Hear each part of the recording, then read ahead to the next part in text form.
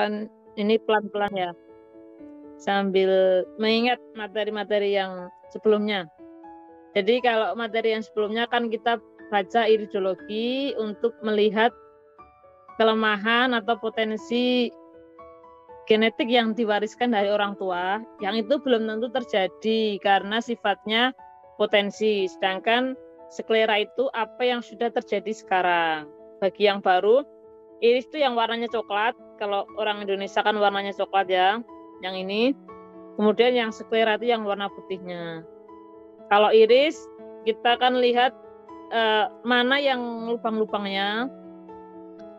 Lubang-lubangnya ini ya, ini kan ini namanya lakuna, yang lubang-lubang ini. Kalau lubangnya kecil namanya grip. Kemudian ini tinggal dipasangkan di catnya. Kalau mata kanan ya cat iris kanan, kemudian kalau kiri ya kiri gitu ya, sesuai. Kalau sklera kita baca garis merahnya. Jadi yang pertama sebenarnya kemampuan kita untuk membaca di iris matanya. Karena iris mata itu kan sifatnya prediktif ya. Jadi kemungkinannya pemilik mata dengan bentuk iris seperti ini kemungkinannya akan bermasalah bagian sini. Kemudian kita cek apakah itu sudah bermasalah atau belum di skleranya. Jadi pertama kali kita baca dari iris matanya dulu. Iris mata kan karena dia bulat ya, jadi lebih mudah kalau kita pasangkan dengan busur. Busur boleh, kalau di HP itu kan sudah ada aplikasi apa namanya yang langsung digabungkan antara cat dengan iris mata. Jadi itu yang mudah gitu. Ketika kita sudah mampu menguasai iris, kelemahannya apa? Tinggal dipaskan di skleranya itu sudah muncul tidak garis merahnya. Kalau sudah muncul ya berarti itu sudah proses terjadi masalah gitu ya. Itu mudahnya, jadi lihat dulu di iris matanya apa saja lubang-lubangnya, tandanya apa gitu, baru lihat skleranya. Oke, ini foto mata orang perempuan usianya 24 tahun, kadang sesak di ulu hati, kemudian BAB-nya tidak lancar. Bukan masalah pencernaan ya ini ya. Oke, kita lihat dari iris matanya dulu. Kalau dari iris matanya, nah kita lihat dulu. Ini lubangnya banyak. Berarti pertama kali kita lihat adalah dia termasuk konstitusi apa?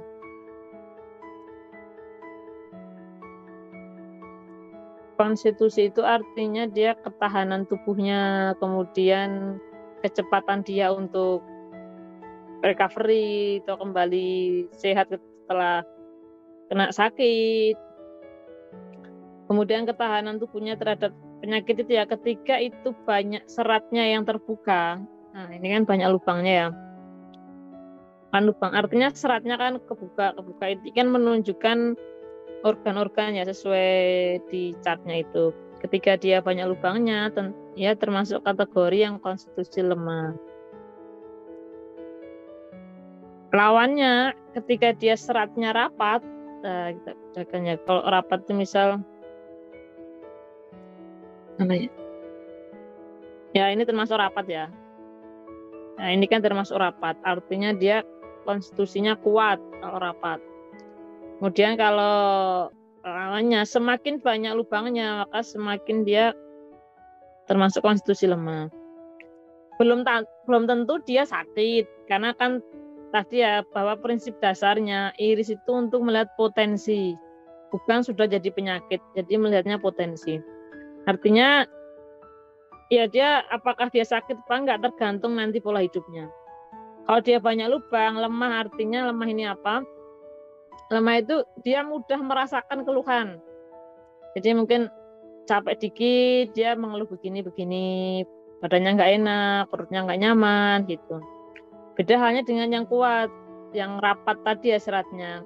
Ketika rapat maka pemilik mata itu tidak mudah mengeluh sakit.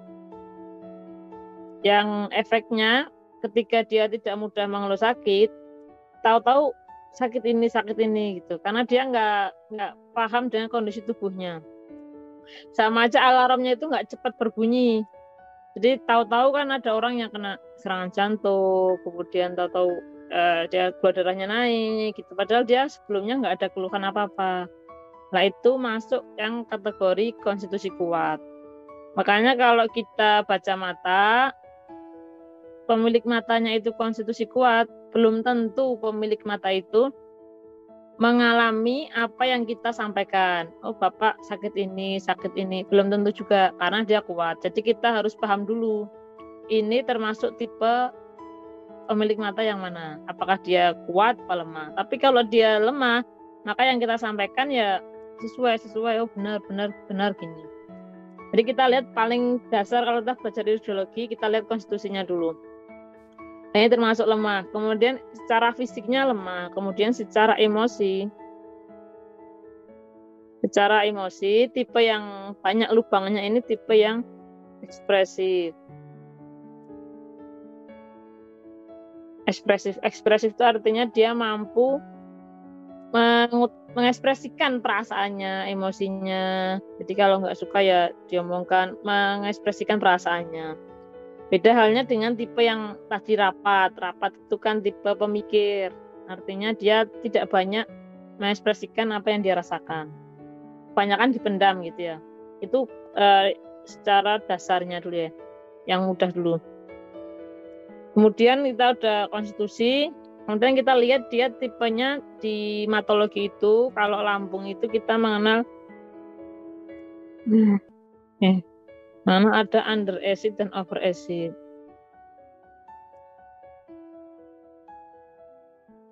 Jadi kecenderungannya ya under acid atau over acid itu.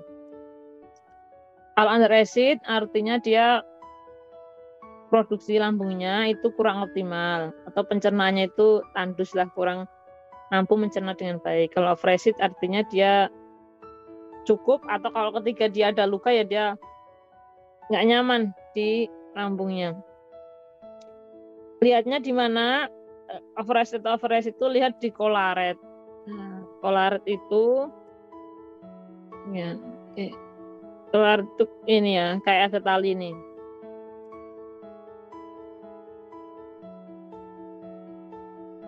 Nah, ini namanya kolaret.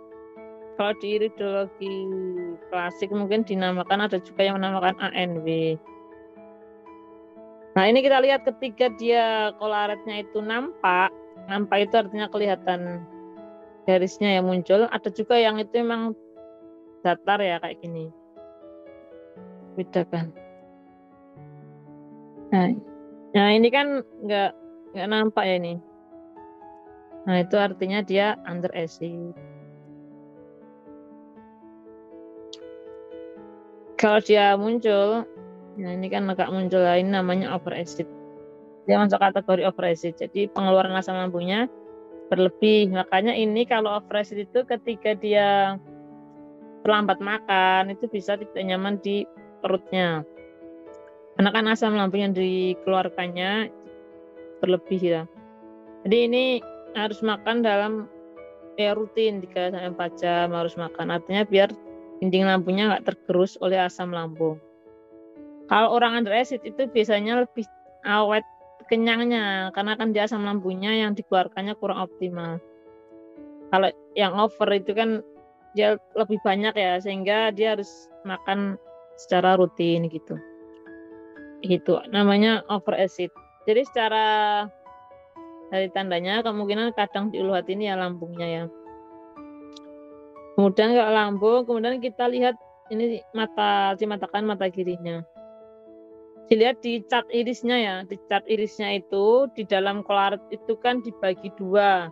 Ada zona kolon dan zona lambung. Zona lambung itu yang ada di dekat pupil, kan ini dibagi dua. Jadi ambil lihat catnya ya, cat irisnya itu kan ini dibagi dua, separuh zona kolon, separuh zona lambung. Nah, ketika ada lakuna yang ini ya, yang bukaan ini, dia yang kayak seratnya terbuka, yang itu mendekati daripada pupil, artinya kan zona lambungnya itu seratnya terbuka ya, itu bisa menandakan adanya potensi luka atau luka di daerah lambung. Potensi ya sifatnya, sehingga dia lapisan lambungnya kan tipis sehingga mudah luka. Kalau kita temukan ada bukaan seratnya terbuka di dekat dengan pupilnya. Dekat dengan pupil ini kan zona lambung ya. Nah ini. Nah, dia rentan kena gangguan lambung. Ya, kemudian kita lihat kalau kolaretnya tebal, ini kan tebal ya. Artinya kelihatan itu memang organ pencernaannya itu lebih sensitif. Jadi ketika konsumsi yang sifatnya asam, terlalu asam atau pedas itu dia sensitif, jadi gampang bermasalah gitu ya, gampang bermasalah baik itu lambung sama daerah ususnya juga bermasalah. Ketika dia kolaretnya ini tebal, dia lebih sensitif dibandingkan yang yang nggak tebal, dibandingkan yang nggak tebal. Jadi memang masalah di pencernaannya. Lambungnya kayak kita lihat ya, ini dari lambungnya tadi. Kemudian kita lihat ketika sudah kita bahas dari organ pencernaannya, baik itu lambung maupun ususnya, kita masuk ke organ lain yang bermasalah apa. Jadi kalau kita baca itu kan urutannya begini. Lambungnya overactive.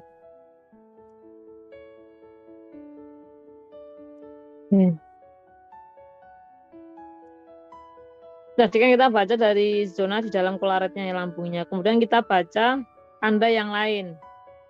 Tanda-tanda yang lain ini kan ini lakuna apa ya. Nah, kita sesuaikan dengan organnya, di masing-masing organnya.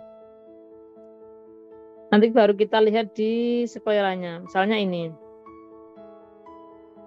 Oke, ini ya. Kita lihat. Nah, ini kan kita lihat ini dibagi menurut jam ya. Ini kan jam 12. Kalau mau tepat ya pakai cat. Ini jam 6. Kemudian ini sini jam 3. Jam 9 gitu ya. Hingga kita sesuaikan dari chartnya. Ketika jam 6 maka ini masuk zona adrenal.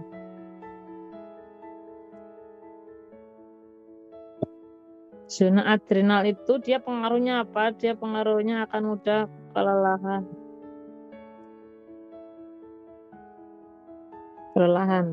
Capek, bangun pagi badannya nggak enak. Badannya mudah capek meskipun tidak melakukan banyak aktivitas gitu ya. Ini zona adrenal ginjal. Kemudian dilihat lagi, ini tinggal kita sesuaikan. Ini jam 4 kita bagi 2.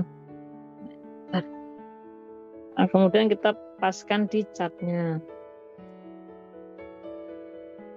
4, 5.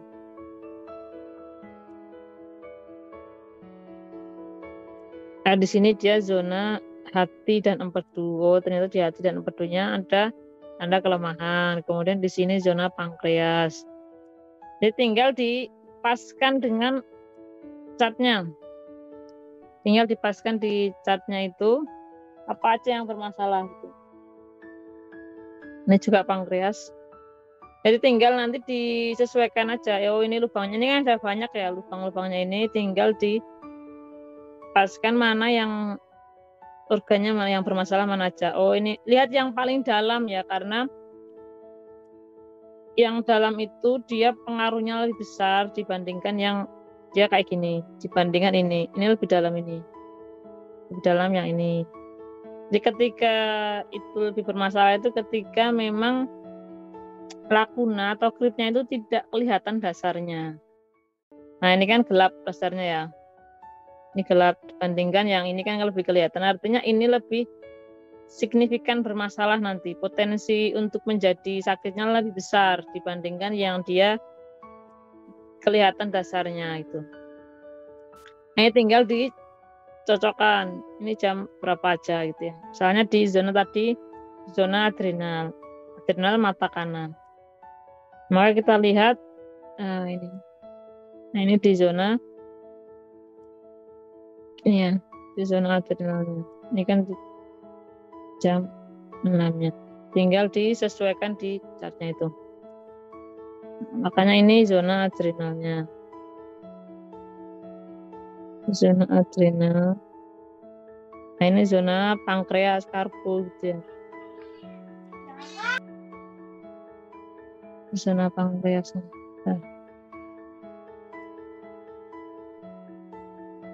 Zona pankreasnya.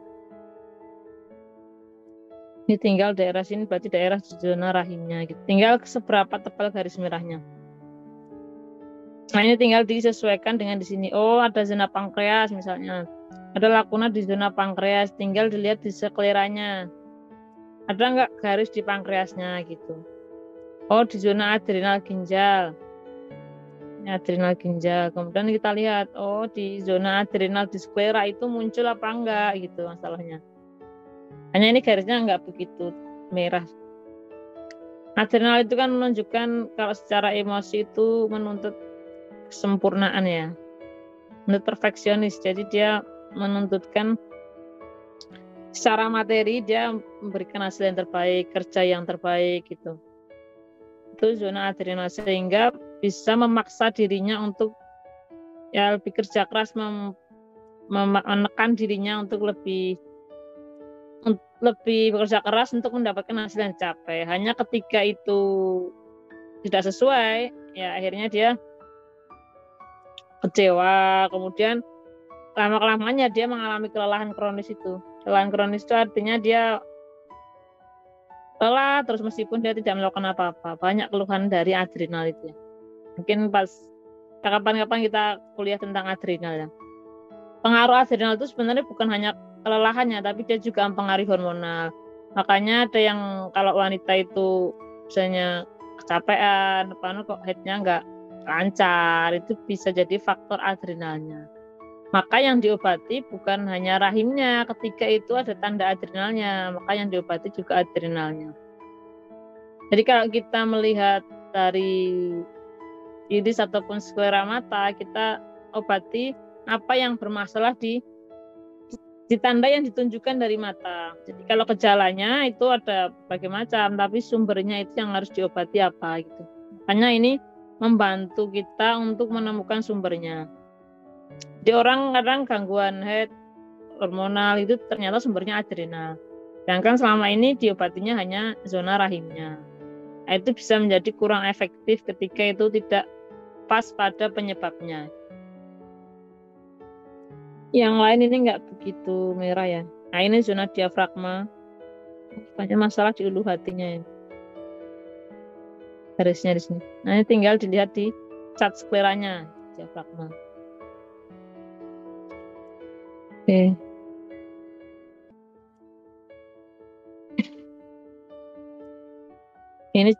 Ini lebih dalam yang sebelah kiri ya. Banyak lubangnya itu yang sebelah kiri dibanding yang kanannya.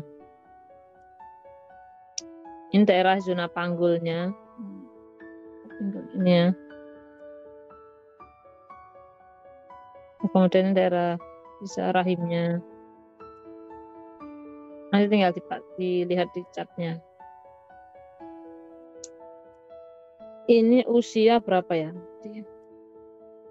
Usia 24 ya.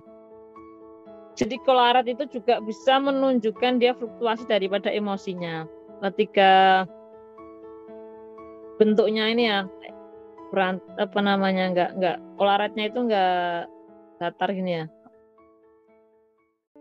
Kalau dia bentuknya rata itu artinya dia fluktuasi emosinya rendah, enggak begitu anu. Tapi kalau dia naik turun ini berarti dia moodnya juga naik turun. Kan gini. Nah, jadi dia naik turun ya. Nah ini fluktuasi emosinya cepat berubah pindah. Jadi secara emosional ini mudah enggak stabil gitu ya emosinya karena dilihat dari koloratnya. Beda halnya kalau kita melihat iris mata yang koloratnya itu cenderungnya misalnya gini datar ya. Nah dia artinya orangnya lebih kalem, adem-adem saja. Nah kalau dia berantakan gini artinya dia sangat fluktuatif emosinya. Dan ini termasuk kategori orang hipo ya.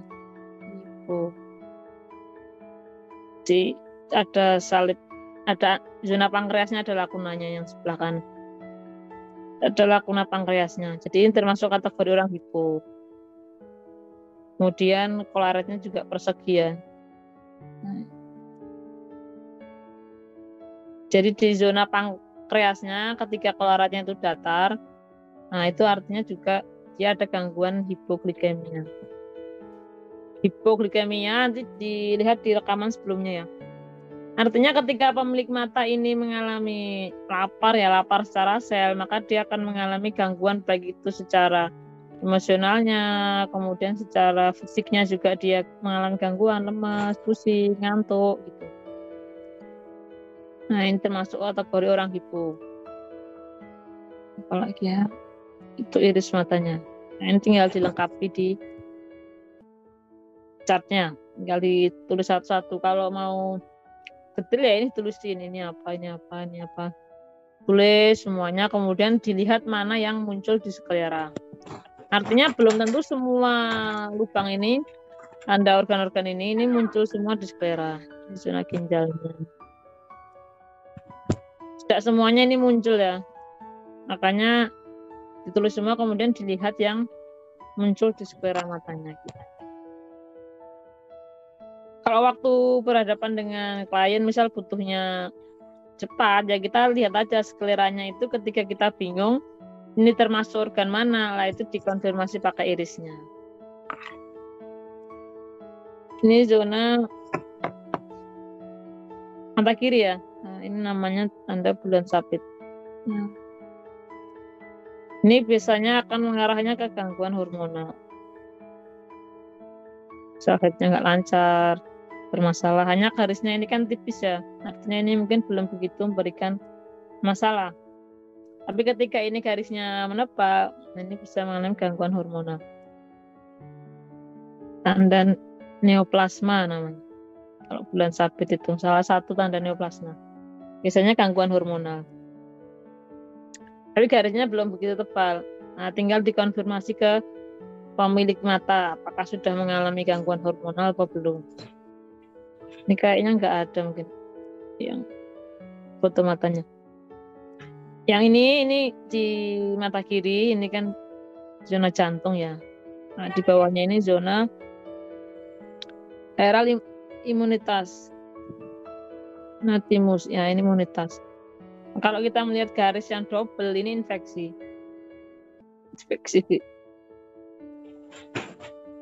Artinya imunitasnya perlu ditingkatkan karena dia sudah muncul garisnya, perlu ditingkatkan, tapi belum masuk ke kategori yang berbahaya. Ini hanya perlu ditingkatkan imunitasnya aja. Oke. Kemudian ini kolonnya nggak begitu kotor banget ya, karena garisnya nggak begitu tebal.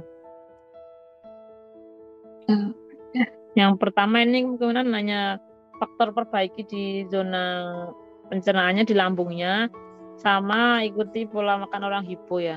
Jadi keluhannya bisa juga oleh orang hipo itu kan ketika lapar dia juga bisa mengalami sesak gitu ya. Jadi itu perbaiki. Yang utama kalau dia keluhannya itu perbaiki dari zona lambungnya sama perbaiki dari pola makan hiponya. Artinya dia harus makan dalam jangka waktu 3-4 jam, makan lagi gitu. Jangan sampai kelaparan tubuhnya. Karena bisa mengalami berbagai sindrom orang hipoglikemia. Sindromnya apa aja itu lihat di materi yang sudah disampaikan. Ya. Kemudian kasus selanjutnya.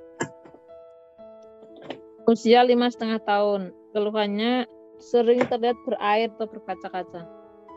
Jadi kalau anak-anak ini kan sering terlihat berair atau berkaca-kaca ini, apakah dia itu secara emosionalnya bermasalah apa enggak, atau mana yang bermasalah karena dia nggak mengirimkan foto iris ya. Kalau anak-anak itu kan agak susah ya di foto kalau irisnya itu.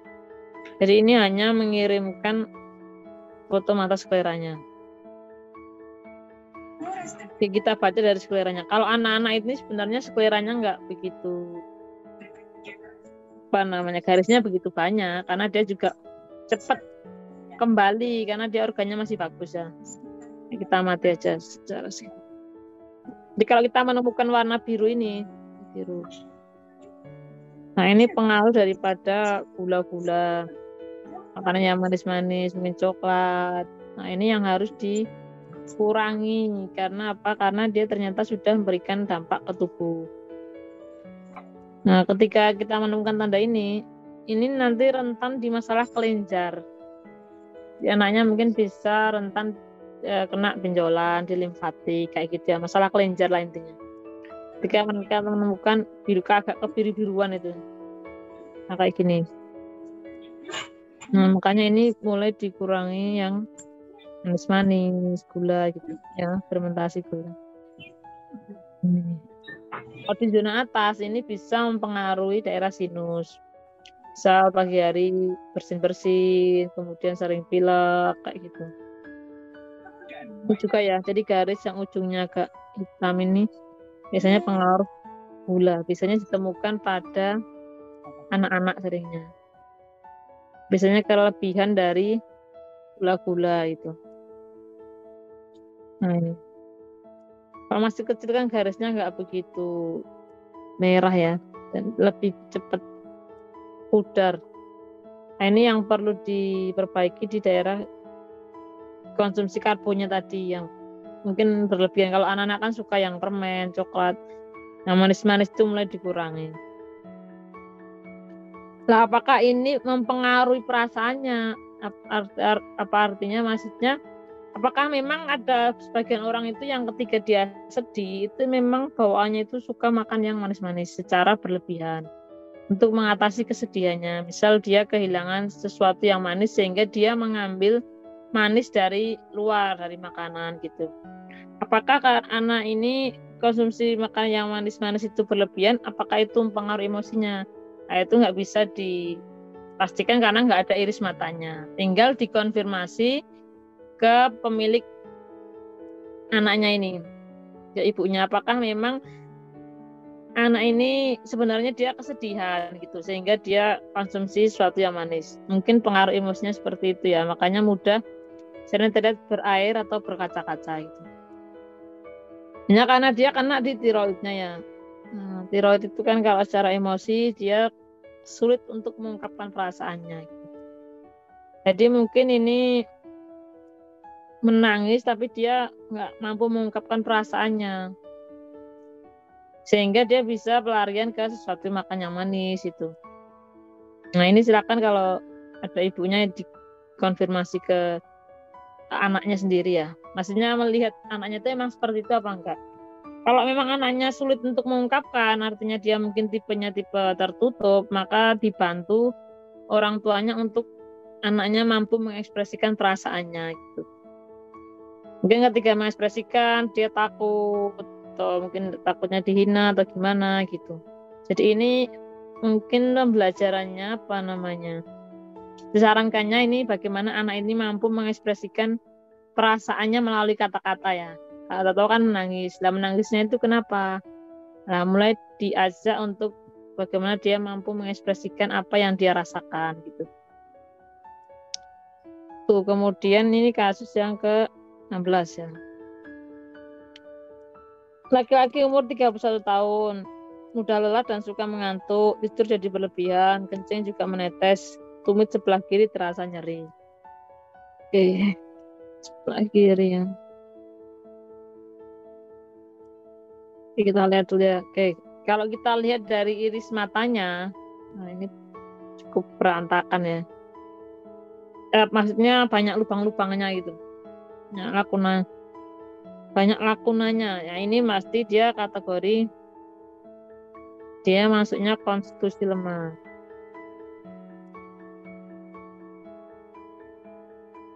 Jadi banyak keluhannya kalau sudah tandanya. Nah ini banyak sekali ya lubang-lubangnya. Dia masuk kategorinya konstitusi lemah. Dan semakin banyak lubangnya, artinya dia juga tingkat energinya itu cepat habis. Artinya dia juga mudah capek, kelelahan gitu. Mungkin baru kerja dikit, dia lelah gitu ya. Karena ini maksudnya dia kategorinya hipoglikemia. Jadi nggak bisa dipaksakan memang dia bekerja dalam rentang yang lama, kerja terus dalam tekanan yang keras, kemudian waktunya lama, ini nggak kuat ya.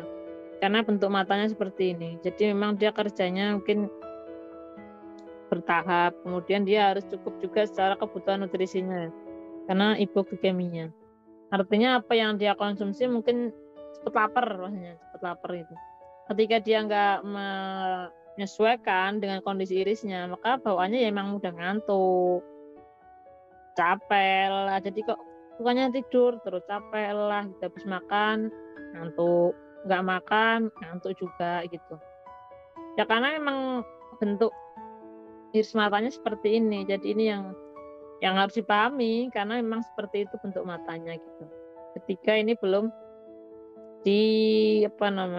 belum belajar, belum diobati ya, dibawanya lelah. Kemudian kalau dia banyak lubangnya, ini kan banyak lubangnya ya, dia jaringannya itu lemah. Makanya biasanya yang tipe-tipe banyak lubangnya itu dia rentan kena sel wasir, varises gitu, kemudian organnya turun gitu ya. Karena dia secara jaringannya itu lemah, jadi gampang melorot itu ya. Itu kelemahannya, kerentanannya itu. Kemudian lagi. Udah ini lemah di kelenjar ya, kalau banyak lubangnya ini juga lemah di kelenjar. Ya termasuk ada kelenjar adrenal, kemudian kalau kencing menetes di kemungkinan juga ada prostat yang bagian kelenjar-kelenjar ini bermasalah. Tiroid. Nah, itu rentan, artinya dia belum tentu sakit, tapi dia lemah di kelenjar sama lemah di jaringannya bermasalah. Jaringannya lemah, makanya gampang di pasir, kemudian varises, kemudian turun berok kayak gitu. Kalau tipe kayak gini mengangkat beban yang berat, perutnya itu bisa mudah kena turun berok kayak gitu ya, karena lemah jaringannya. Dan apa lagi? Oke, kalau lubangnya ini tinggal dilihat di chartnya ya. Mungkin yang dalam ini zona ginjalnya lemah ya. Ya, di sini ada prostatnya. Ini zona ginjal, adrenal. Ginjal, kemudian ada adrenalnya. Pankreasnya juga kena semua ini. Biasanya kayak gini emang tipe hipoglikemia. Secara emosional, tipe yang seperti ini memang dia rentan gampang terpicu ya emosinya ya. Nah, dia ekspresif ya, gampang terpicu emosinya. Terutama kalau dia hipo, berarti ketika dia lapar itu mudah terpicu oleh emosinya. Karena dia banyak lubang-lubangnya ini. Jadi dia mudah terpicu emosinya ketika dia lapar. Terus bentuknya polaretnya ini kan juga sangat fluktuatif ya. Artinya emosinya itu memang sangat mudah naik turun. Emosinya itu mudah naik turun itu. Nah, ini kan bentuknya polaretnya ini menarik ya. Ya, begitu kelihatan. Polaretnya itu naik turun. Seperti ini perjalanan hidupnya juga naik turun ya. Kalau ini dibaca ya hampir semua di organnya sama emosinya itu ada, tapi ini bukan berarti terus sebagai yang jelek atau rendah, enggak. Artinya ketika seseorang itu mampu menemukan setiap makna dari tanda lubangnya ini, yaitu menjadi kelebihannya. Artinya dia mendapatkan ilmu dari iris matanya sendiri. Karena ini kan yang merasakan pemilik matanya sendiri ya, ketika dia menemukan, oh ini tanda ginjal, oh ini adrenalnya, oh saya seperti ini yang saya rasakan, seperti ini jadi ilmunya. Jadi ini ya modalnya ya ini, modalnya dia belajar ya di iris matanya ini. Tinggal apa yang dia rasakan dia lihat di irisnya, itu permasalahan. Kemudian kita lihat ini pupil kecil. Orang pupil kecil itu kan orangnya nggak tegaan, tapi meskipun dia secara ekspresif, tapi dia orangnya nggak tegaan. Udah kasihan kalau pupil kecil tuh. Nah, ini pupilnya kecil ya. Nah, kemudian secara ini kan juga nggak bulat ya. Nah, ini ada gangguan tulang. tinggal dilihat di cat pupilnya. Kalau ini kan harusnya bentuknya itu bulat, telur bulat itu ya.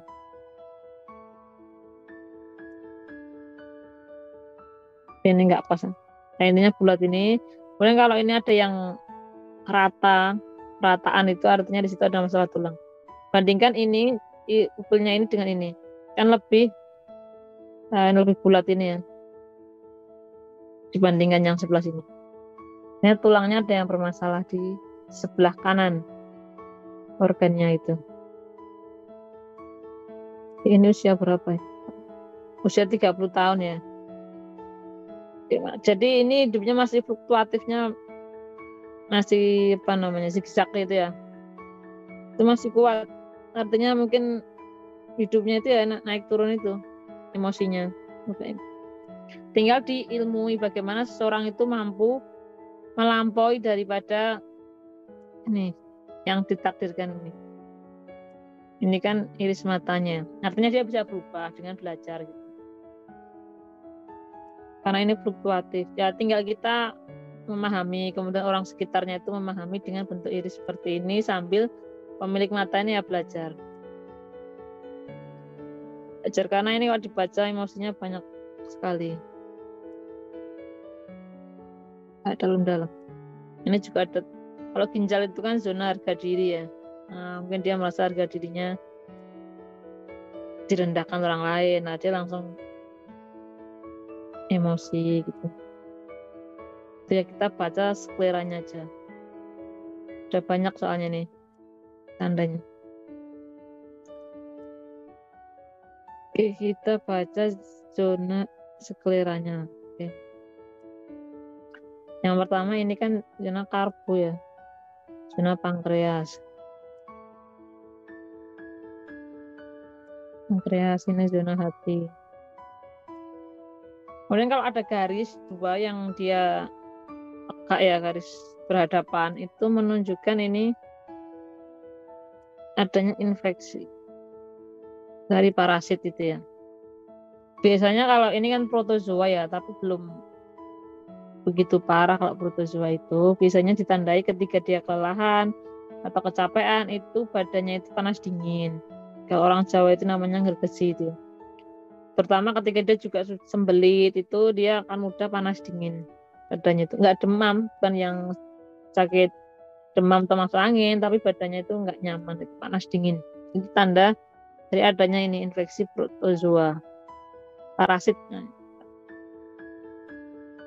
Si parasit itu tandanya ini garis tegak berhadapan itu ya. Kalau organnya ini yang bermasalah zona pankreasnya sama zona hatinya di mata kanan ya. Nah ini kan zona hati ya, di irisnya itu.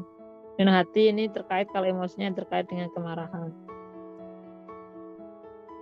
Makanya sesuai dengan iris matanya kan banyak lubang-lubangnya itu ya. Dia mudah ekspresif, dia orangnya ekspresif. Ini enggak begitu tebal. Nah ini sama. Ini zona kolon. Zona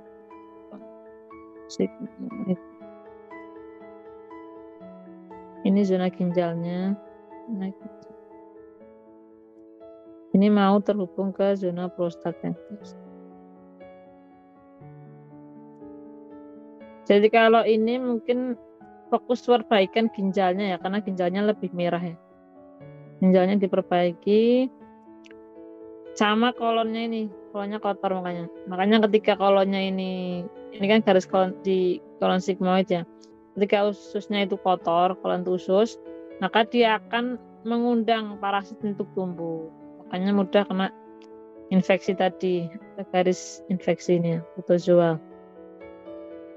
Maka ini fokus ke pembersihan kolon sama perbaiki zona ginjalnya. Ketika dia sudah ini tumbuh ceplak, mudah lelah, ini kan hipo ya. Tadi kan perbaiki dari gulanya. Nah ini perbaiki ginjal prostatnya. Jaga prostatnya.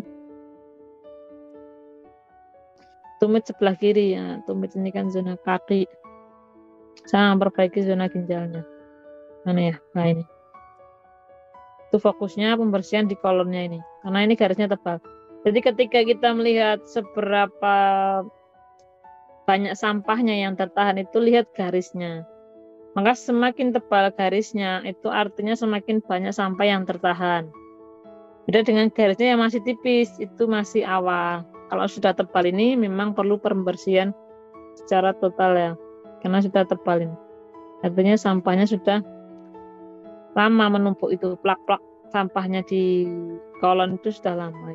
Makanya kalau kita melihat matanya, oh ada garis merahnya, kalau masih tipis ya segera dibersihkan gitu. Biar nggak jadi sampai tebal itu. Zona tiroidnya kayak ini sama tadi ya. Zona dari kolonnya terhubung ke zona jantung ini.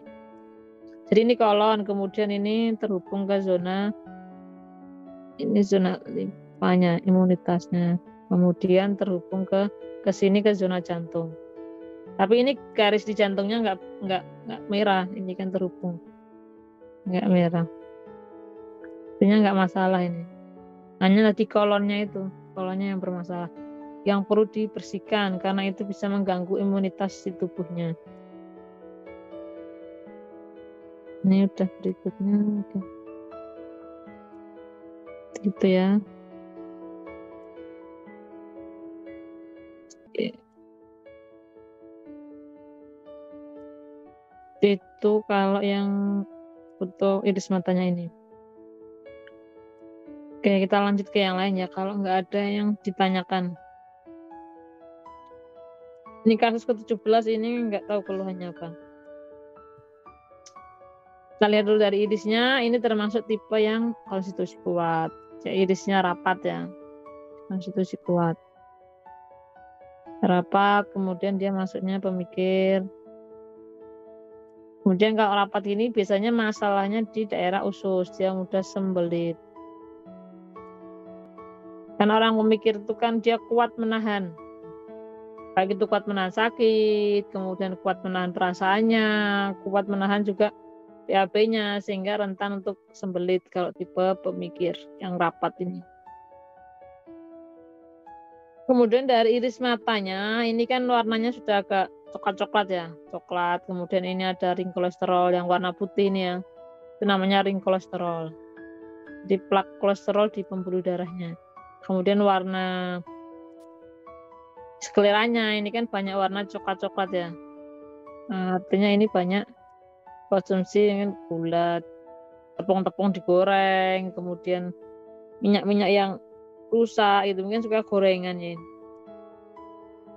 Tepung digoreng gitu. Ya, kita lihat sekelirannya. Nah, ini nggak begitu kelihatan, tapi ini zona tiroid. Karena daerah tenggorokan, mungkin tiroid itu kan berdekatan dengan tenggorokan juga. Mungkin banyak dahaknya, nggak nyaman di daerah tenggorokan ya. Ini zona tiroidnya. Nggak nyaman di daerah leher gitu. Zona tiroid, kemudian di sini kita lihat zona ini ya. Ini zona ginjal. Nah, ini kan udah bentuk pocket ya. Saku di zona ginjal. Saku ini artinya di sini ada tumpukan sampah-sampah, baik itu dari makanan, misal protein, yang dia bisa memicu bentuknya kalau di ginjal, sampahnya di ginjal itu memicu bisa asam urat. Kemudian berkembang bisa jadi batu juga bisa. Dia bisa bentuk asam urat. Jadi ketika ada bentuk yang kayak saku atau setengah lingkaran, itu artinya ada sampah yang ditahan oleh tubuh. Bisa ke arah asam urat itu. Kalau ini berarti masuknya pankreas, karbo, pankreas. Gula-gulanya ini ya, yang harus mulai dikurangi.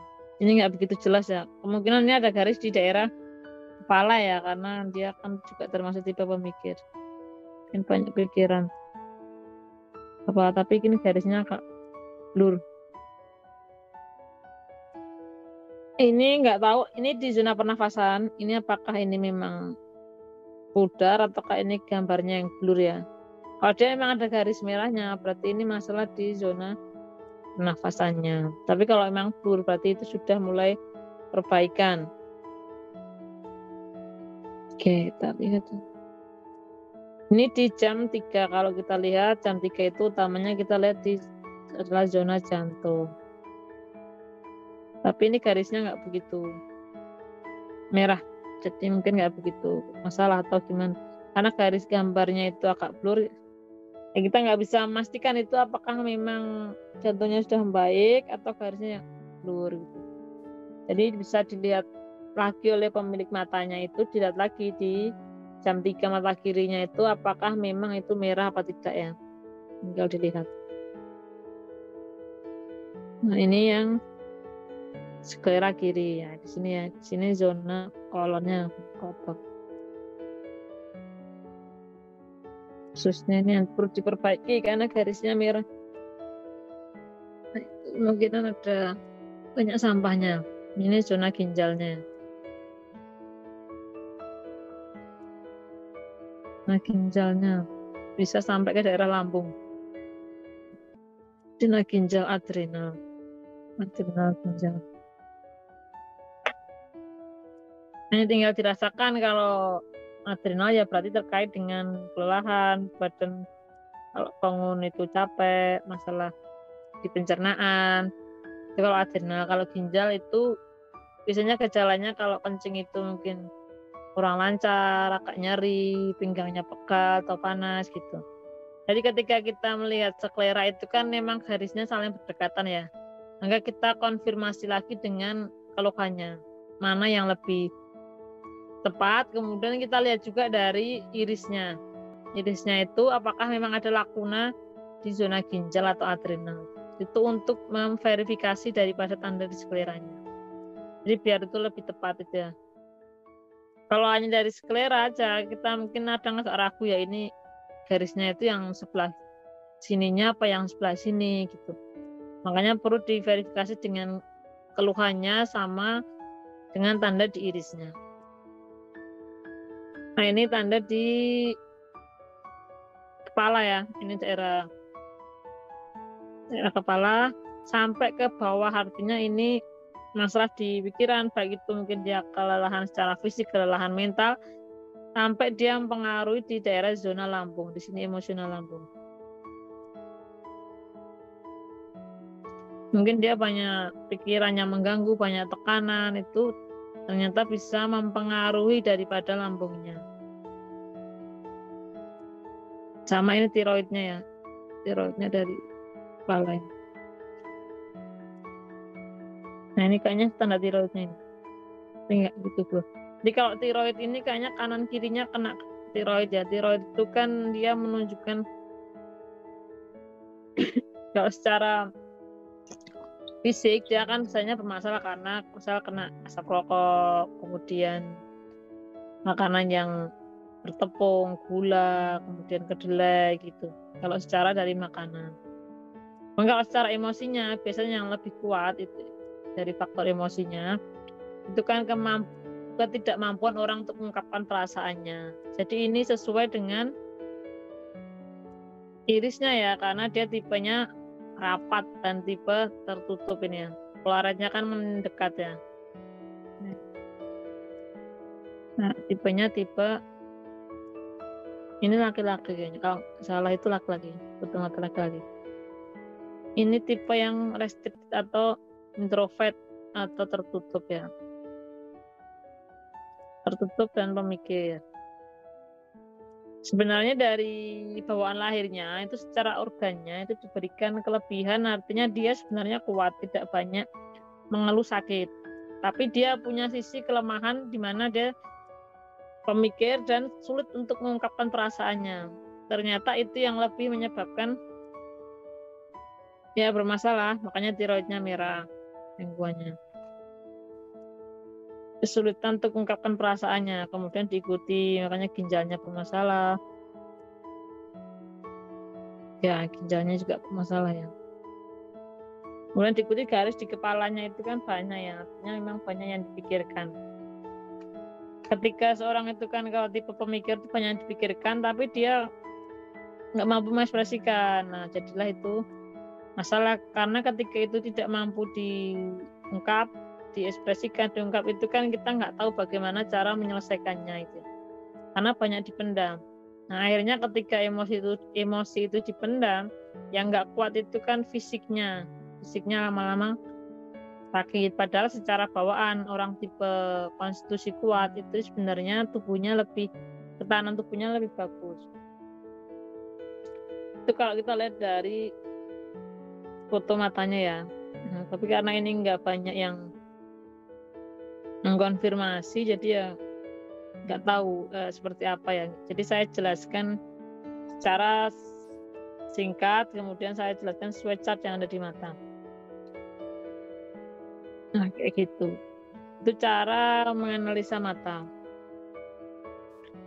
Mungkin kalau kita berhadapan dengan klien atau orang yang kita kenal dekat, itu kita foto mata, itu lebih mudah kalau kita mampu mengkonfirmasi. Jadi kita langsung tahu yang dimaksud tanda ini tuh sebenarnya bagi pemilik matanya itu pengaruhnya seperti apa gitu.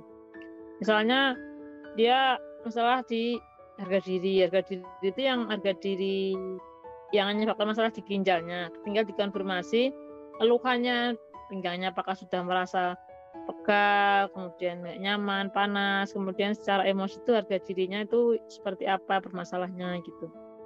Jadi mungkin lebih banyak digali ya informasinya kalau itu langsung berhadapan dengan pemilik matanya itu. Biasanya akan banyak cerita-cerita seru yang disampaikan dari pemilik matanya. Jadi mata ini kan hanya untuk membuka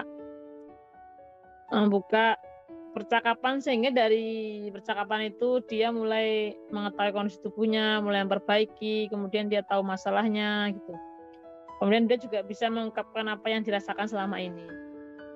Kadang untuk orang-orang yang tipe pemikir tertutup itu kan sulit untuk mengungkapkan perasaannya. Makanya ketika dia dibacakan matanya dan itu langsung tepat, lah itu langsung punya trust, jadi punya kepercayaan terhadap yang baca mata, sehingga akhirnya dia mulai mau bercerita, oh orang ini tuh kayaknya bisa mengatasi masalah saya. Dari situ orang mulai untuk menceritakan apa yang dirasakannya gitu. Barulah di situ ketika masalahnya sudah terbuka, seperti ini, insya Allah solusinya itu lebih sesuai ketika kita memang tahu kondisi daripada pemilik mata. Kayak gitu ya.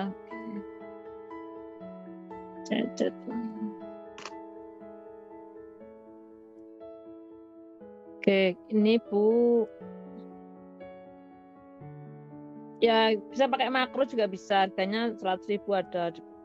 Di bawah 100.000 juga ada. Nanti tinggal dipasangkan di HP-nya, di kamera HP-nya ya. Tapi kalau nggak repot ya beli kamera yang nggak mahal, yang kameranya memang bagus dan ada makronya kamera HP-nya. Kayak gitu. Jadi yang ini yang pertama, yang baru-baru awal, nanti lihat rekaman-rekaman sebelumnya aja dulu. Izin bertanya, Bun, saya ini di Padang baru gabung kelas ini. Usia 6 tahun, ada flek hitam. Ya kemungkinan biasanya kalau warna-warna hitam di ujung garis, flek-flek itu biasanya karena pengaruh gula ya kalau masih anak kecil itu. Biasanya kan karena suka makanan-makanan yang manis itu. Apakah ring stres bisa hilang ya? Ini sudah disampaikan ya, kalau diiris itu bentuknya itu nggak berubah ya. Jadi harus dipahami bahwa iris itu nggak berubah bentuknya.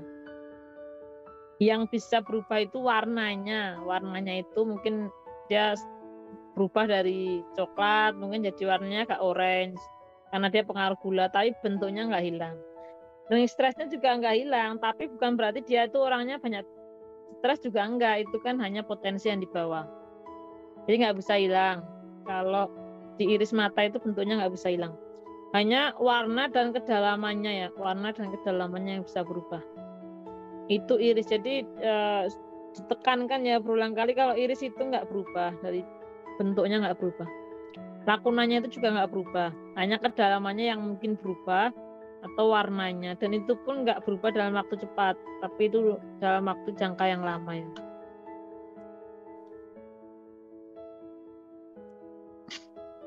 Ya, kalau untuk ring kolesterol ya berikan herbal untuk membersihkan plak kolesterol, kemudian ya kurangi dulu mungkin konsumsi yang gorengan-gorengan atau yang berminyak, creamer kayak gitu. Itu mulai agak dikurangi sambil konsumsi untuk membersihkan plak kolesterol herbalnya. Oh ya, merah semua ya Mbak, apa namanya? Semua merah jelas lah, tinggal dilihat itu. Kadang kalau kita foto mata kan ada juga yang pastikan pemilik matanya itu nggak infeksi mata juga ya, karena kalau infeksi mata jadi warnanya kelihatan bisa juga merah semuanya. Jadi memang kalau mau foto mata pastikan dia memang tidak sedang sakit mata, pertama itu. Kalau memang dia tidak sakit mata kemudian memang garisnya merah, nah itu memang organnya bermasalah gitu. Artinya makanya garisnya merah-merah semua itu artinya dia aktif. Kalau warnanya merah menyala, merah terang itu artinya memang dia aktif. Masalahnya aktif. Keluhan organnya itu aktif gitu. Jadi lihat pastikan dia nggak waktu sakit mata fotonya yang itu tinggal disesuaikan. Kalau di sklera lebih mudah lihat di chartnya sklera. Fokus saja ke organ-organ yang utama seperti ginjal, mungkin tiroid, jantung, gitu. Paru itu. Jadi fokus ke organ-organ yang dia utama.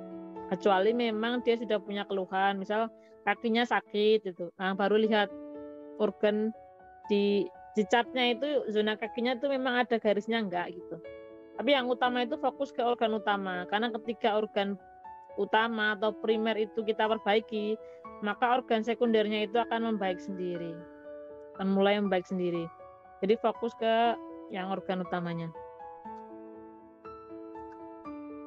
Bentuk kuning melingkar di putihnya itu kenapa ya? Maksudnya ini, nah ini harus dilihat fotonya ya, soalnya kuning melingkar di putihnya itu maksudnya gimana? Tapi kalau skleranya itu yang warna putihnya itu kekuningan, nah itu akibat tadi konsumsi yang minyak-minyak lemak itu, sehingga dia melemahkan daripada fungsi hatinya. Makanya warnanya kadang agak kekuningan, nggak jernih itu. Ring kolesterol itu menunjukkan plak kolesterol di pembuluh darah. Tapi ketika dicek darah itu belum tentu pemilik mata itu kolesterolnya tinggi. Tapi biasanya sudah mengeluhkan keluhan yang keluhan adanya kolesterol, misalnya dia kesemutan, kemudian kalau duduk bersila lama itu nggak nyaman, mungkin lehernya udah tegang, udah mengantuk gitu ya. Jadi ring kolesterol itu menunjukkan plak yang ada di pembuluh darahnya, kayak keraknya itu ya. Tapi ketika dicek darahnya yang mengalir itu belum tentu dia tinggi kolesterol. Bisa dia tinggi, bisa juga enggak. Tapi biasanya kalau sudah ada ring kolesterolnya itu sudah ada keluhannya, yang muncul itu ya. Tapi kalau mau cek kadarnya berapa itu ya pakai cek darah itu ya. Jadi karena kalau kita baca iridologi, sklerologi itu kan dia melihat prosesnya ya, prosesnya sebelum itu menjadi sakit. Jadi tujuannya kan untuk preventif ya. Mungkin ketika memang ada tandanya, oh ini ada tanda di organ ginjal. Ketika dicek ginjalnya, ya itu belum tentu ginjalnya bermasalah, tapi itu menuju ke bermasalah ginjalnya gitu. Kalau mau nunggu dia sakit di lab ya nggak apa-apa, itu kan kembali lagi ke kliennya ya. Kalau nggak percaya nggak apa-apa itu. Artinya itu kan tinggal dibuktikan aja. Kalau memang itu nggak dipercaya, tapi biasanya sudah mulai muncul keluhan, terutama yang dia tadi konstitusinya lemah ya. Makanya kita lihat tanda di hematologi, di iris atau sklera itu untuk tujuannya mencegah itu menjadi sakit.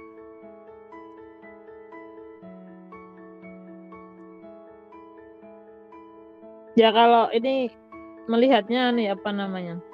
Kalau iridologi sklerologi itu untuk melihat organ mana yang bermasalah, yang itu ditunjukkan di mata. Tapi kalau penyakit mata itu nggak dibaca di iridologi atau sklerologi, nggak dilihat di matologi ya. Tapi ini untuk melihat apa namanya, tanda apa yang ada di mata yang itu menunjukkan kelemahan organ gitu. Kalau matanya lelah ya nggak apa-apa pakai kayak tetes mata itu ya, karena dia kan tegang. Kemudian ketika diteteskan itu emang agak perih kan, dia jadi lebih rileks ya, otot-ototnya jadi lebih rileks, jadi terasa lebih ringan gitu. Kayak gitu ya. Tapi ini nggak membahas tentang sakit mata apa diagnosa penyakit mata bukan, tapi melihat tanda yang ada di mata untuk mengetahui kelemahan organnya gitu ya. Oke. Ya, ada yang mau ditanyakan lagi? Mbak Auliana, ini mengangkat tangan. Iya. Gimana, Mbak? Assalamualaikum, Mbak. Ya, waalaikumsalam. Izin mau Gimana, Mbak? nanya ini. Alhamdulillah sehat. Semoga di sana juga sehat ya. Ini Ya, mau karena termasuk yang baru ya, jadi kayaknya perlu banyak informasi ini. Tadi di awal ada 2 pertanyaan yang mau saya sampaikan. Ya. Yang pertama, suaranya agak dikencengin dikit, Mbak. Nggak begitu dengar. Oh ya, maaf. Halo? Iya, ya Mbak, gimana? Disampaikan aja pertanyaannya. Yang pertama, tadi ada berkaitan masalah adrenal. Saya memang belum terlalu paham banyak. Cuman yang tadi saya simak, adrenal itu bisa mempengaruhi ke gampang lelah, itu yang saya tadi, sama bisa jadi mengarah ke gangguan hormonal. Gitu. Nah, jadi maksud saya untuk menganalisa kedua hal itu tadi itu berkaitan dengan posisinya kan? Gitu ya. Jadi kalau adrenal itu kan ada garisnya lurus dia dari ginjal. Ketika dia mengarah ke rahim, ya berarti adrenal mempengaruhi rahim. Ya, ketika garis adrenal atau garis adrenal ginjal ya. Kalau ginjal itu cenderungnya lebih berliuk-liuk dibandingkan adrenal. Kalau adrenal itu cenderungnya lebih lurus garisnya. Nah, ketika dia bergeraknya kemana itu mempengaruhi mana. Misal adrenal, terus dia bergerak ke zona tiroid, maka adrenal mempengaruhi tiroid. Adrenal bergerak ke zona rahim, berarti zona adrenal itu mempengaruhi zona rahim. Beda halnya dengan garisnya memang muncul di rahim, dari zona rahim gitu. Dan adrenal bergerak ke daerah lambung, berarti adrenal pengaruhi lambung kayak gitu. Nah, terus kayak yang gitu, kedua Mbak, yang kedua untuk iris mata tadi ya, kita bisa menganalisanya dari 2 macam, dia konstitusi lemah atau konstitusi kuat gitu ya. Yeah. Nah,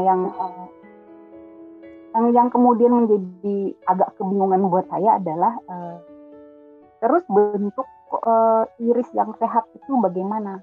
Karena menurut pemahaman saya yang saya dapat ini, baik konstitusi lemah atau konstitusi kuat, dia punya karakter sendiri kan? Punya walaupun konstitusi lemah juga ada kelemahannya, konstitusi kuat juga ada kelemahannya. Jadi untuk ideal dari sebuah mata kan simbol dari tubuh gitu ya. Jadi tidak ada bentuk iris ideal yang pembanding bahwa ini loh yang sehat gitu. Oke. Ya, jadi iris itu kan nggak menunjukkan seseorang itu sakit apa enggak. Jadi dia kan hanya membawa potensi dia banyak kelemahan secara organ fisik, konstitusi lemah, atau dia konstitusi kuat gitu.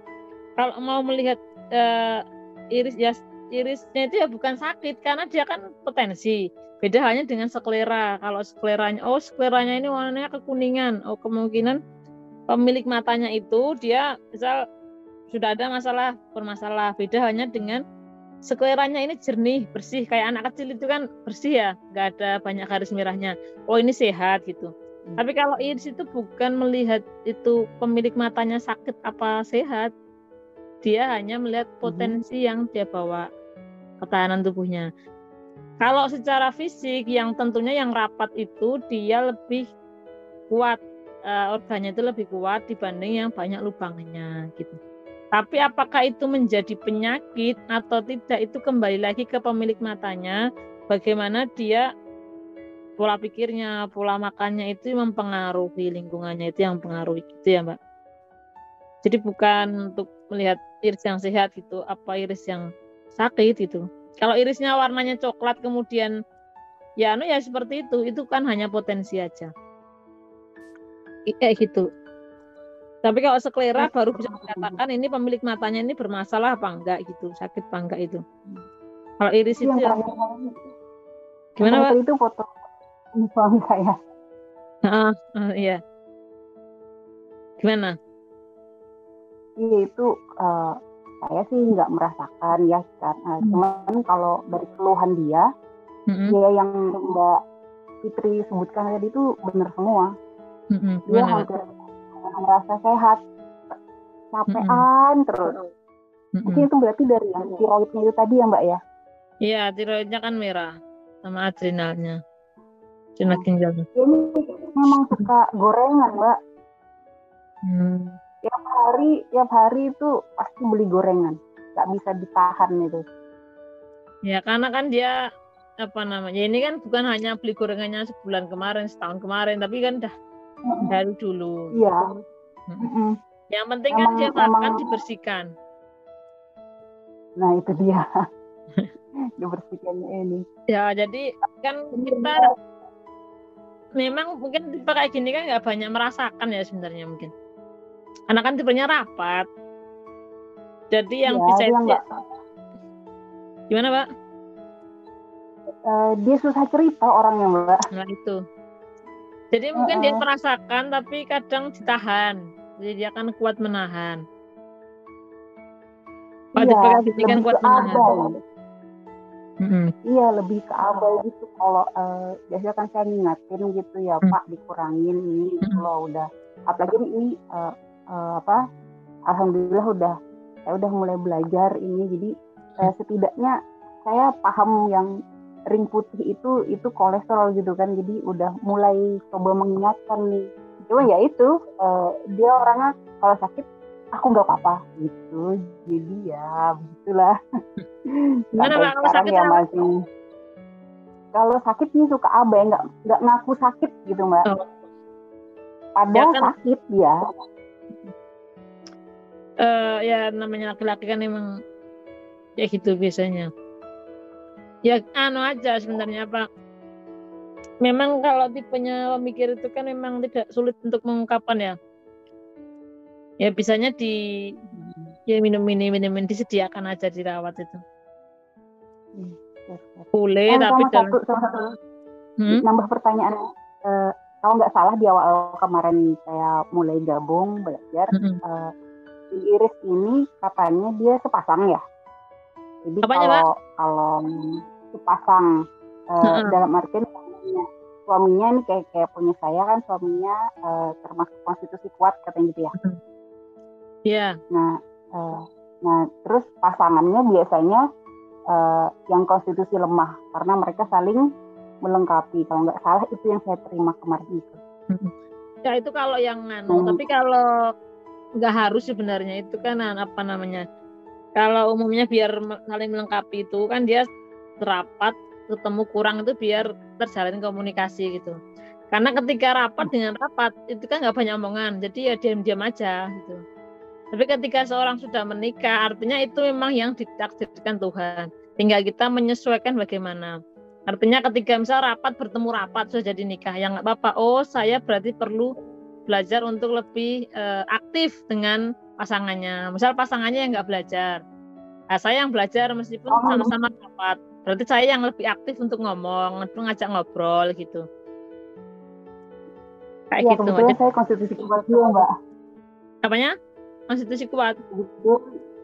Kemarin waktu di Jogja kan sama Mbak Fitri membacakan itu konstitusi kuat itu. Jadi nanti kalau diam-diaman, ya diam-diaman aja nanti rumahnya sepi. Ya udahlah biarin itu.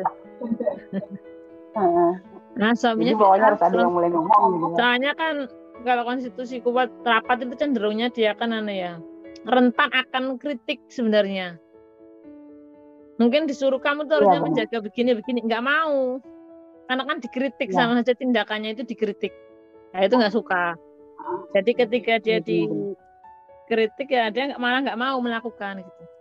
Saat bertemu dengan tipe rapat, misalnya dia juga nggak belajar, misalnya sama-sama nggak belajar. Terus suamiku paling aja, biarin aja lah urusannya dia. Ini juga urusannya lah istrinya. Sehingga tidak terjalin komunikasi, tahu-tahu diam. Nah kalau orang nggak belajar ya bisa pisah kayak gitu. Ya diem aja, nggak ada banting-bantingan, nggak ada mungkin suara yang kencang, bertengkar, konflik, tahu-tahu sudah nggak ada rasa gitu. Itu kalau Kalau di rapat kamu, dengan rapat itu. Tapi kalau kamu belajar ya nangkep enggak. Gimana, Pak? saya tipikal ngomong kalau ada apa-apa, Mbak. Jadi benar kayak kata Mbak Fitri tadi, mungkin dia merasa dikritik kali ya. Yeah. Jadi akhirnya menurut dia, persepsi dia, saya itu marah. Nah, kebalikannya dia lebih marah lagi gitu. Itu yang terjadi. Iya. Oh iya, saya mungkin tipenya yang kolaretnya kelihatan mungkin. Jadi lebih bisa ngomong dibanding yang dia nggak kelihatan. Ini kayaknya nggak kelihatan. Kolaretnya yang begitu nampak dibanding Mbak. Lupa saya foto matanya Mbak Auliana. Jadi itu ya, jadi ini lebih sensitif. Jadi ketika dia tipe pemikir, kemudian kolaretnya itu nggak muncul, itu lebih sensitif lagi. Dibanding yang dia tipe kuat, tapi kolaretnya muncul, itu kadang masih kuat kalau ngomong, itu masih dia punya energi ya, dia masih bisa ngomong. Tapi kalau sudah pemikir, kolaretnya nggak nampak, kemudian tipe restricted lah, itu sulit untuk ngomong. Dia sendiri kadang bingung, dia sendiri juga nggak tahu perasaannya. Bener Mbak, bener banget. Jadi ketika diajak ngomong, misalnya gitu ada masalah apa, diajak ngomong agak sedikit lebih serius, lebih dalam gitu, nangis dia bawaannya, Mbak. Oh, nangis. Biasanya tuh dia tipikal kalau misalnya ada masalah nih, dia boom dulu baru ngaku gitu, baru mau cerita, itu pun harus dipancing dulu gitu. Nah beda kalau saya apa-apa saya cerita gitu. Nah kalau saya ini beda, jadi dia nunggu boom dulu, baru nanti akhirnya ngaku, ya ujung-ujungnya nangis. Paling ujung-ujungnya ya minta maaf gitu.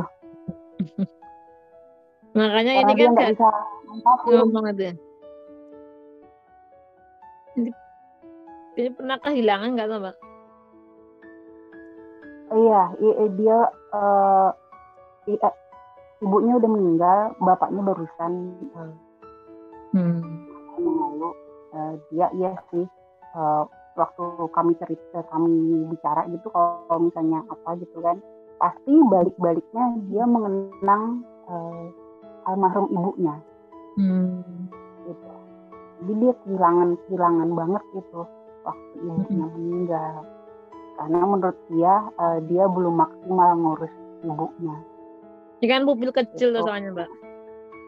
Jadi orangnya gampang sedih lah, gampang merasa bersalah, gampang sedih gitu. Ini kan pupilnya kecil. Kalau besar ya mungkin segini lah. Ya sedang itu kayaknya. Ini kan termasuknya kecil. Kebetulan kerjanya dia orang lapangan, jadi jarang ada di rumah. Jadi mungkin itu bikin dia merasa bersalah kali, Mbak ya, berkaitan dengan meninggal ibunya tadi. Jadi dia nggak sempat, maksudnya tuh sempat ngerawat maksimal. Jadi jujur aja kami punya ada masalah rumah tangga gitu kan ya.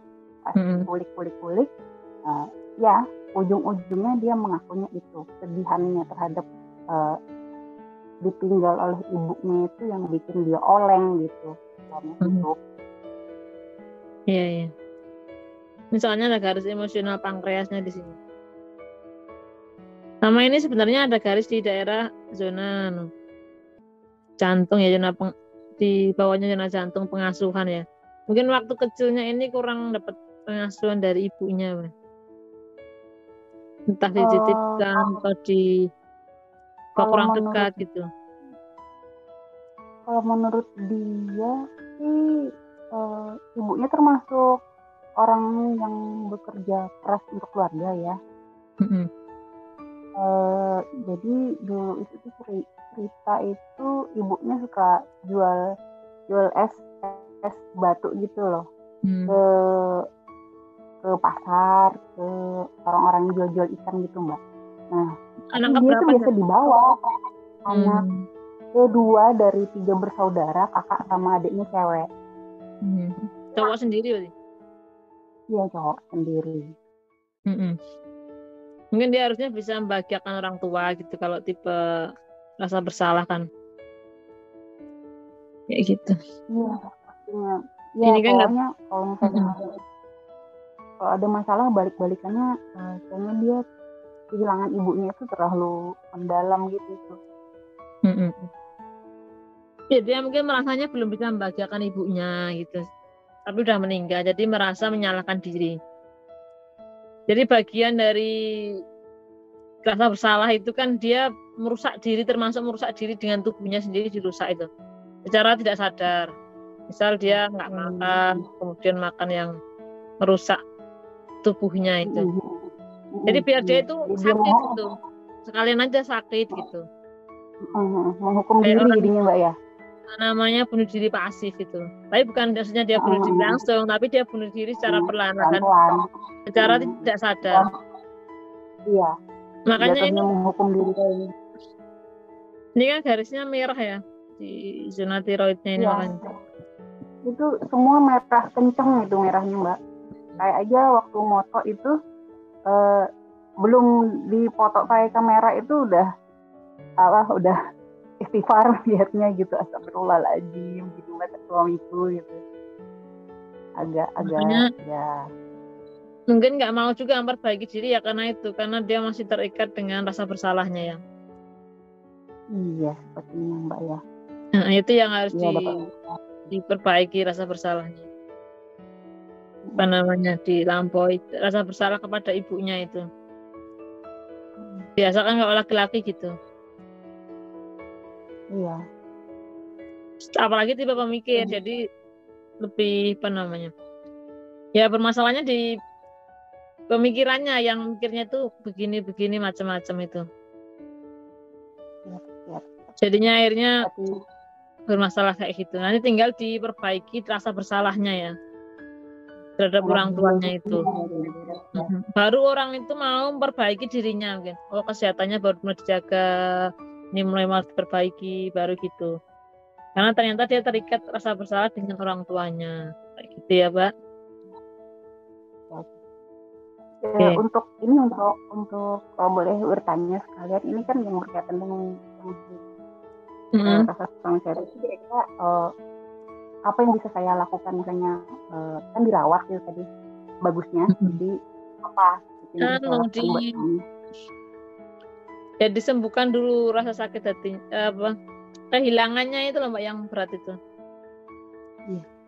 Jadi kadang orang itu untuk pelampiasan daripada rasa sedihnya dia makan terus, makan ini gitu. Itu sebenarnya dia kadang terikat rasa sedih, rasa bersalah itu. Jadi ya ini harus dilampaui rasa bersalahnya itu.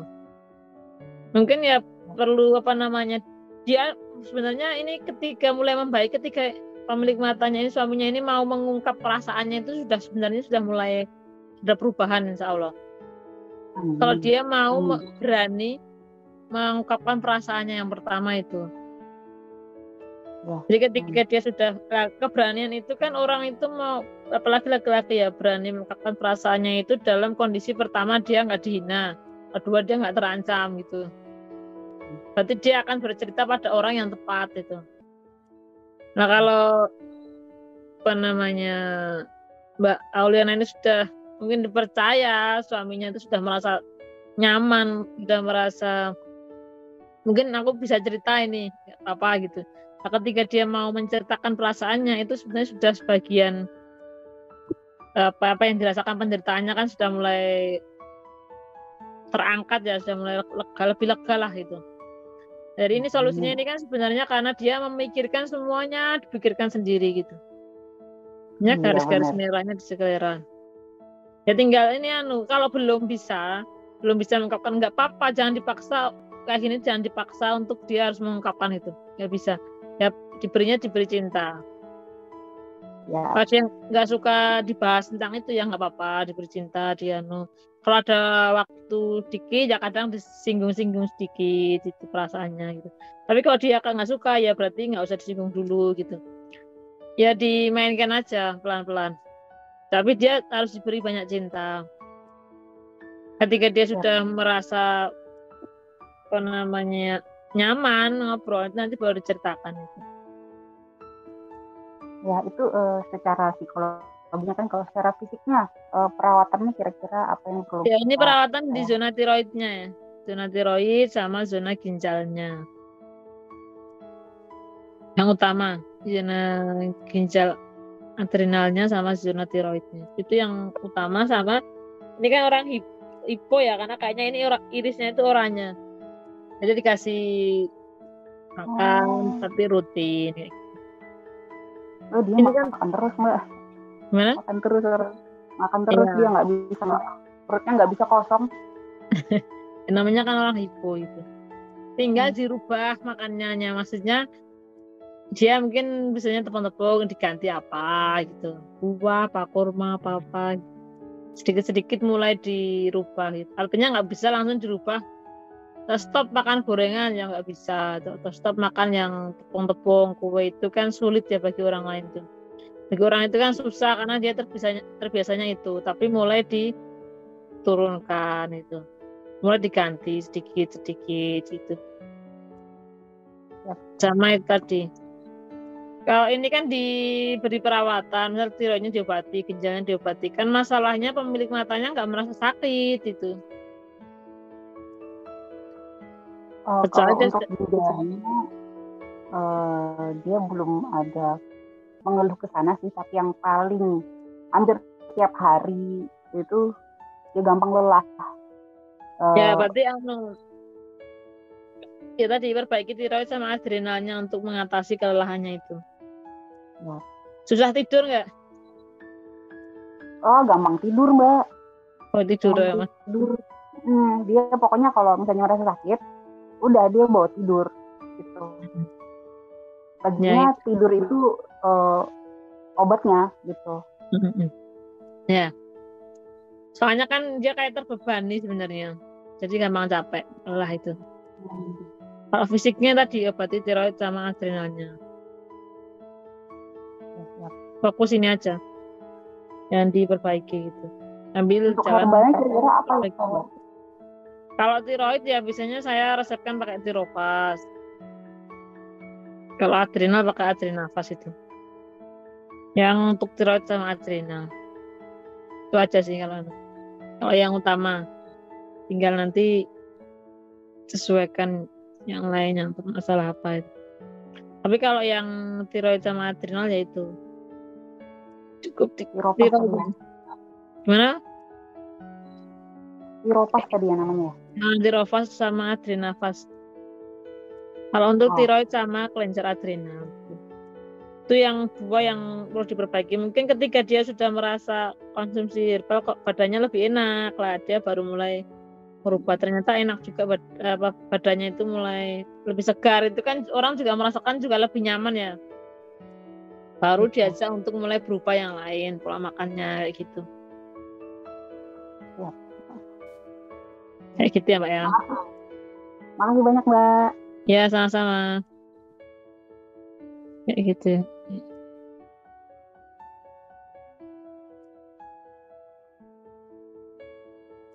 Ya kayak gitu ya. Ini udah jam 9:17 ya, kita tutup untuk pertemuan pada malam hari ini. Kita lanjut untuk pekan depan ya. Oke, terima kasih. Apabila ada kekurangan dari saya mohon maaf. Wassalamualaikum warahmatullahi wabarakatuh. Saya kembalikan ke Mbak Zumrotul Hasan.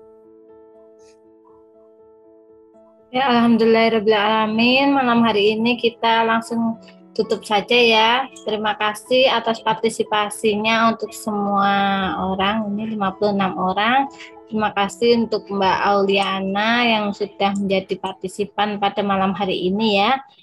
Jadi lebih menarik gitu ya. Jadi ada percakapan gitu ya antara yang punya mata, walaupun itu suaminya gitu ya, sama kami gitu ya, sama yang membaca mata. Jadi nanti bisa dikonfirmasi.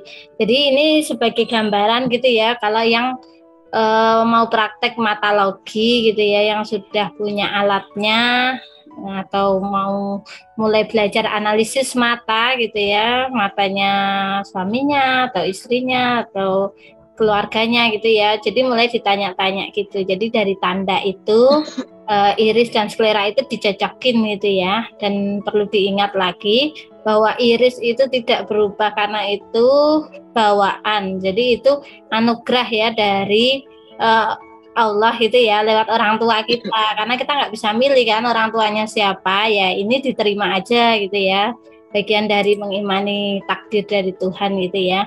Nah nanti yang kita pertanggungjawabkan adalah yang bagian skleranya itu ya, kalau banyak merahnya ya cepat-cepat kembali ke jalan yang benar gitu ya, mulai dirubah gitu ya.